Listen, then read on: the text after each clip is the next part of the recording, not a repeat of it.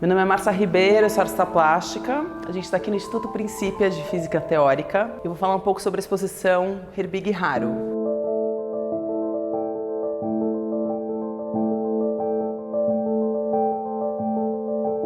Então, Herbig Haru quer dizer berçário de estrelas.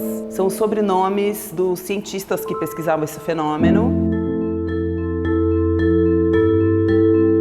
Eu me conectei com o Instituto Princípia há alguns anos. Durante a pandemia eu participei de uma live, que eram diálogos entre arte e ciência, com um físico chamado Rafael Malagoli, e a gente conversou sobre o Sol na história da arte. E esse ano eles me convidaram para realizar essa exposição.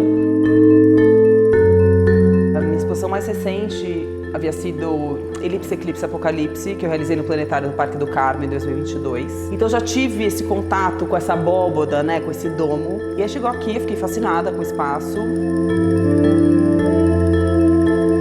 As pinturas é como se fosse um fluxo de pensamento em que eu tirasse uma foto mental de uma situação e pintasse. Mas para mim as pinturas começam antes daquela imagem e continuam. São compostas por camadas e camadas de tinta em que em algum momento eu começo a raspar. Então o que você vê ali é a memória da tinta, né? Ela não está mais lá. Todos esses pontos luminosos brancos é a tela em si, quando eu já raspei tudo e cheguei nela. Porque às vezes parece um pouco de quando a gente olha para o céu, que a gente vê e não está mais lá.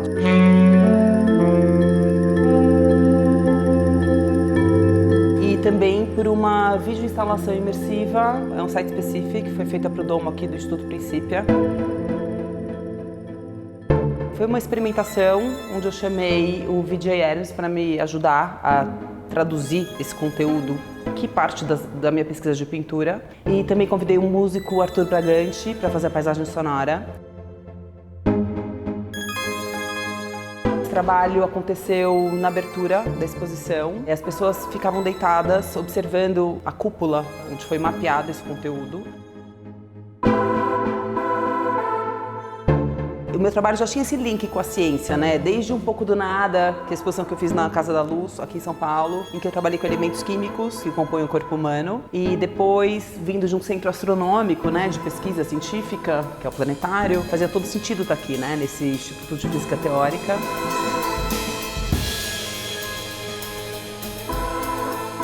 Então tem essa visão também, né, do micro e o macro trocarem continuamente seus lugares, né, da partícula, molécula, até uma escala ampliada, infinita, que vira quase uma abstração.